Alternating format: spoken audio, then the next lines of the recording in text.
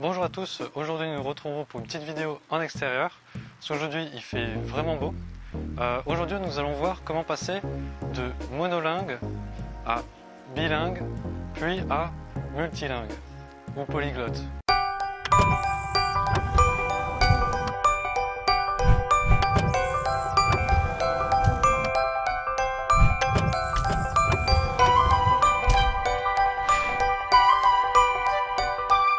Il y a quelques petites étapes déjà dans tout ce qui est apprendre les langues, c'est un petit peu particulier et je voudrais vraiment m'attarder à ça parce que beaucoup de personnes s'intéressent aux langues étrangères et souhaiteraient rapidement en apprendre plusieurs d'un coup ou peut-être même faire étape par étape, par exemple passer de une, apprendre à fond une, puis une deuxième, puis une troisième, puis une quatrième, etc. etc. Mais il y a quelques petites étapes à passer pour passer de une langue à plusieurs langues. Il y a déjà quelques petits concepts, quelques petites choses comme ça qui peuvent varier. Et on va voir tout simplement, le point de départ est simple. Vous parlez une langue. Sans déjà commencer vraiment à apprendre une nouvelle, par exemple une deuxième, comme souvent c'est l'anglais, ce qui est très utilisé à l'étranger et puis même dans un petit peu tous les pays du monde. À partir du moment où vous parlez anglais, vous avez vraiment un gros avantage car vous pouvez vraiment dire quasiment tout ce que vous voulez, vous exprimer dans n'importe quel pays en fait, parce que vraiment l'anglais est enseigné dans tous les pays du monde et c'est comme on dit, c'est la langue internationale, c'est vraiment ce qui permet de pouvoir faire des transactions dans le monde des affaires et aussi même dans votre vie privée si vous voulez voyager, faire des choses comme ça. D'ailleurs je vous invite à aller voir une vidéo de Gabriel Clément. Je lui ai fait un petit coucou d'ailleurs parce que dans cette vidéo là il y a quelques références. Je pense que ça lui a donné quelques idées, je pense qu'il est allé voir une de mes vidéos. J'ai envoyé, parce que j'avais déjà marqué quelques commentaires sur sa chaîne et j'ai vu que ça l'a pas mal intéressé. Un grand bravo à toi, continue comme ça, c'est vraiment super tes vidéos. J'ai mis la vidéo dans ma playlist j'aime, c'est vraiment intéressant, vous pouvez apprendre plein d'autres choses là-dessus avec sa vidéo. Allez, on va continuer tout de suite. Avant de commencer à maîtriser une autre langue, maîtrisez déjà très bien votre langue à vous. Si vous regardez cette vidéo là en français, c'est que vous êtes francophone. Donc que ce soit votre langue maternelle ou peut-être une langue que vous avez apprise aussi à l'école, que ce soit en Angleterre, en Asie, partout où vous êtes, ou peut-être même aussi en Belgique, en Suisse francophone ou au Canada, au Québec. Je vous invite vraiment à maîtriser parfaitement votre langue.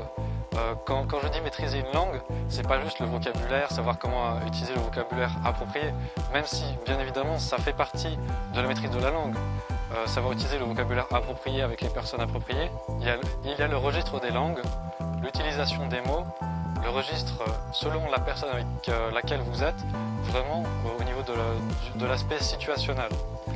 Et ensuite, l'aspect au travail, vous utilisez le bon vocabulaire adapté pour le monde du travail ou un vocabulaire technique dans votre profession ou des petites choses comme ça. Et ensuite, le vocabulaire au niveau personnel. Ce que je veux dire par personnel, c'est par exemple si vous voyagez, c'est évident que vous allez devoir apprendre certains vocabulaires spécifiques, par exemple tout ce qui est drap, coussin, des choses comme ça, spécifiques à la langue qui vous intéresse. On parle de la langue natale vers la langue ciblée. Vraiment l'aspect de la langue ciblée, c'est vraiment la langue que vous voulez vraiment maîtriser. Et ensuite, une fois que vous avez vraiment maîtrisé tous ces aspects-là, pour bien maîtriser sa langue, il y a quelques petites choses à faire. Tout simplement, lorsque vous parlez avec une personne que vous ne connaissez pas, souvent vous employez le vouvoiement. Vous n'allez pas tutoyer n'importe qui comme ça dans la rue, ça serait vraiment assez étrange. Et le vouvoiement, ça permet de mettre une certaine distance. Et cette distance, c'est pas vraiment que visible juste par le vouvoiement. Le vouvoiement, en soi, c'est juste utiliser tu par vous, mais c'est pas vraiment juste ça la différence. C'est vraiment, la barrière, elle est aussi mentale. Vu que vous avez la distance au niveau de la personne, c'est juste parce que cette personne-là, vous ne la connaissez pas. Vous n'avez peut-être pas assez discuté avec elle, peut-être que c'est juste la première fois que vous la voyez, ou même si c'est au bout de la troisième, quatrième fois, peut-être que c'est aussi au niveau du contexte. Si par exemple, vous allez dans un restaurant, vous n'allez pas tutoyer le serveur, à moins que vous le connaissiez, et encore, ça dépend. Vu que c'est dans le monde professionnel, des fois on peut éviter des choses comme ça, même si bien évidemment ça permet de mettre un certain point de vue au niveau du regard que vous avez vers cette personne-là. Si par exemple vous parlez à un enfant, on va rarement vous voyez un enfant, on va souvent le tutoyer directement, juste parce qu'ils sont plus jeunes en âge et ils sont un petit peu dans un monde privilégié, on va dire.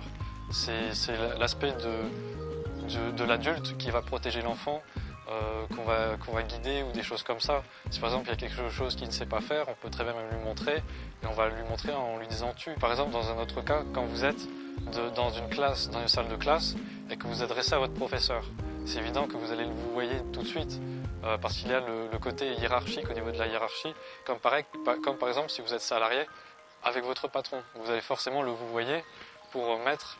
Cette fois-ci, c'est pas la notion de distance, une sorte de barrière où vous ne connaissez pas la personne, mais c'est vraiment l'aspect où c'est au niveau de la hiérarchie. Vu que la personne est au niveau hiérarchique supérieur à vous, vous allez forcément la vous voyez, et c'est pour mettre la notion de respect aussi dedans.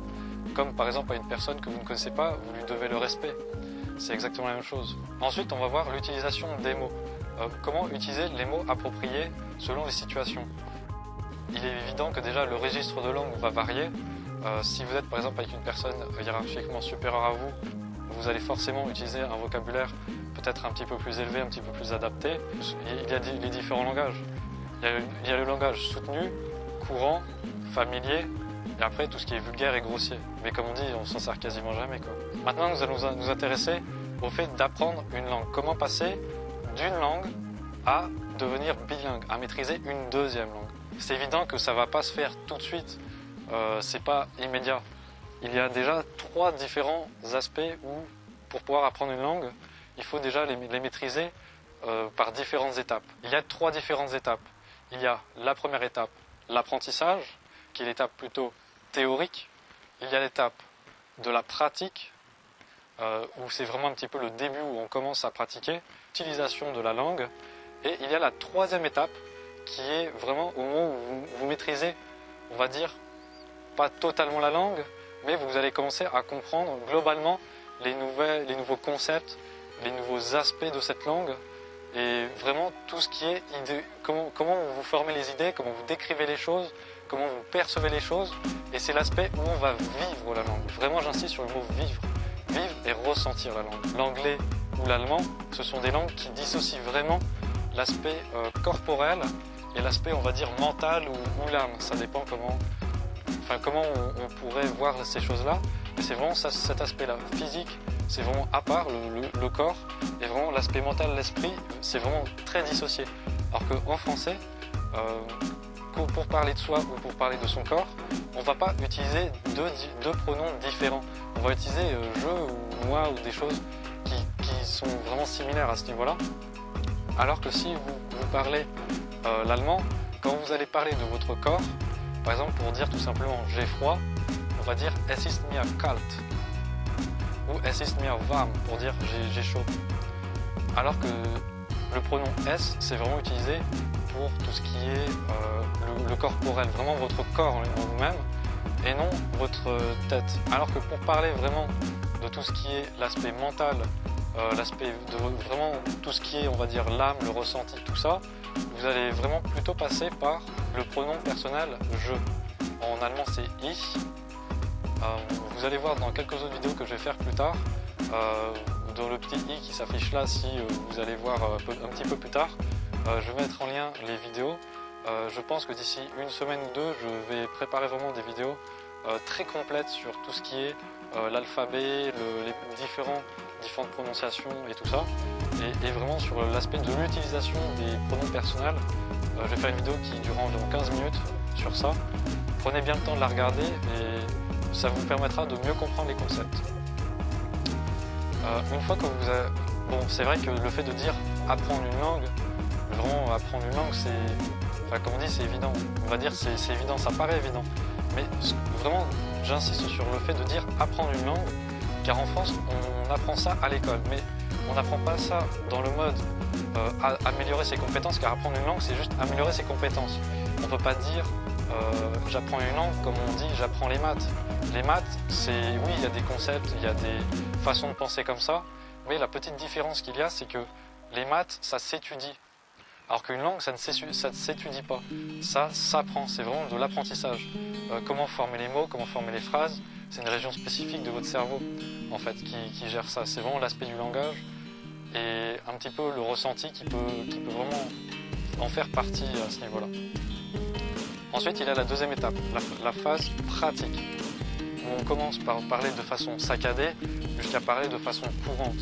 On va voir ça justement dans une autre vidéo, pareil, où je ferai vraiment une vidéo spécifique que sur ça. Et après, il y a différentes façons de procéder pour s'améliorer au niveau de parler de façon de plus en plus courante. Déjà, comme on dit, il faut déjà trouver un partenaire pour pouvoir échanger avec lui. Mais c'est un petit peu spécial de dire vraiment partenaire. Moi, je dirais plutôt, il y a vous et on va dire l'autre personne ou peut-être même un objet qu'on pourrait personnifier. Comme par exemple, là, moi, je parle à une caméra. Je ne vous parle pas directement, même si vous me regardez et pour vous, c'est, on va dire, en direct, quoi. C'est en live, même si c'est préenregistré et qu'après vous la regardez en décalé. Mais ça n'empêche que pour moi, je parle à un objet. Et je dois vraiment insister sur le fait de parler de façon courante, de façon dynamique pour que ce soit agréable à regarder. Et c'est comme dans une discussion, c'est évident que dans une discussion, il y a une autre personne devant vous et vous n'allez pas parler. C'est évident que la personne qui est en face de vous, vous allez communiquer de façon directe, c'est comme on va dire un live, c'est vraiment sur ce même principe-là du live, où tout est en direct, il n'y a pas de façon, c'est pas comme par exemple quand vous apprenez une langue à l'écrit, où à l'écrit vous avez le temps de vous préparer à l'écrit, de réfléchir aux phrases dans votre tête, de prendre des façons d'écrire, d'expliquer les choses et de faire une belle phrase bien rédigée. Petit à petit, vous allez rédiger de plus en plus rapide, comme parler de façon de plus en plus rapide et courante après. Et ensuite, il y a la troisième étape. C'est vraiment très spécifique, c'est vraiment réservé un petit peu aux personnes qui ont déjà une autre approche et qui ont vraiment une vision globale de la langue. C'est la phase où vous vivez les choses et où vous ressentez les choses vraiment d'une manière différente, ou peut-être même aussi de différentes perceptions. Ça vous permet aussi de mieux comprendre la culture étrangère et aussi les différents aspects que peut avoir une langue et aussi les façons de décrire les choses. Car décrire une chose, c'est pas juste bon voilà, cette couleur elle est bleue comme ça, bleu foncé, bleu clair. Comme par exemple les Européens, ils vont plutôt dire par exemple au niveau du goût des attirances, on va dire plutôt tiens moi je préfère une femme qui est blonde, une femme qui est brune ou une femme qui est rousse, alors que par exemple, ou qui a les yeux bleus ou les yeux marrons, alors que plutôt les Asiatiques, vu qu'ils ont quasiment tous les cheveux bruns et les yeux marrons, ils vont plutôt insister sur la forme du visage, comme par exemple les formes plutôt ovales du visage ou les yeux ronds. Tout ça pour vous dire que la façon de décrire permet une autre vision des choses et aussi le fait de dissocier. Quand vous parlez une langue, par exemple certaines langues comme vraiment l'allemand est vraiment très spécifique à ça, où vous devez vraiment bien dissocier l'aspect mental de votre âme et vraiment, enfin ça peut presque avoir une dimension spirituelle dite comme ça, et vraiment votre corps. Enfin vous pouvez aussi dire ich bin warm, mais c'est vraiment votre corps, il doit être chaud, en mode vous avez fait beaucoup d'entraînement, par exemple vous avez fait une demi-heure, une heure de sport, votre corps est vraiment très très chaud. Alors que si vous dites es ist mir warm, c'est juste vous ressentez que vous avez chaud, mais musculairement, vos muscles ne sont pas irrigués en sang pour vous sentir vraiment en effet vraiment de chaleur. C'est juste par exemple là il fait chaud, là il y a le soleil, je dirais es ist mir warm. J'ai pas les muscles dessous qui sont vraiment chauds comme après avoir fait de la course à pied. À partir du moment où vous avez réussi à faire toutes ces petites étapes là, petit à petit, ça prend vraiment beaucoup de temps, le temps de maîtriser une langue complètement, ou du moins les différents aspects. Surtout l'allemand, c'est un peu spécifique à ce niveau-là. Je dirais bien qu'il faut au moins 6 mois, 1 an au minimum pour pouvoir déjà rien comprendre un petit peu ces choses-là, vraiment les assimiler ou leur façon de décrire les choses, ou au niveau de tout ce qui est COD, COI, quelques petites choses comme ça. Une fois que vous avez réussi toutes ces petites étapes-là et que vous avez réussi à maîtriser jusqu'à tout cet aspect-là, on passe vraiment au fait où vous allez vraiment commencer à bien comprendre la langue. Vraiment avoir une vision globale et mieux la vivre et vous exprimer dans cette langue-là. Mais ça passe aussi par le choix de cette langue. Il il est évident qu'il ne faut pas commencer forcément, on dit toujours l'anglais c'est important, l'anglais c'est important, l'anglais c'est important, mais si par exemple vous préférez l'allemand, l'espagnol ou le japonais ou le chinois, une langue vraiment qui est un petit peu différente et c'est pas vraiment dans le tracé principal qu'on va dire la plus utile, la plus fréquemment utilisée, que vous préférez. Et si vous préférez une langue qui n'est pas vraiment la plus fréquemment utilisée, je vous conseille d'aller vraiment sur la langue que vous préférez. Même si ce n'est pas l'anglais, ou si c'est l'anglais, bah, concentrez-vous à fond sur l'anglais, et apprenez une autre langue, par exemple l'espagnol ou l'allemand, après il y a le choix des LV1 et LV2. Et c'est ce qui fait que vous allez vraiment commencer à mieux apprendre. Car si vous apprenez une langue que vous aimez, vous allez vraiment vous concentrer dans toutes les façons d'apprendre que vous avez spécialement pour vous et qui vont vous permettre d'apprendre plus efficacement une langue. Et si vous apprenez plus efficacement, c'est que vous avez plus envie, plus de motivation, plus d'envie d'apprendre en perdant moins de temps. Si vous avez réussi ça pour une langue, vous savez comment faire pour une deuxième langue.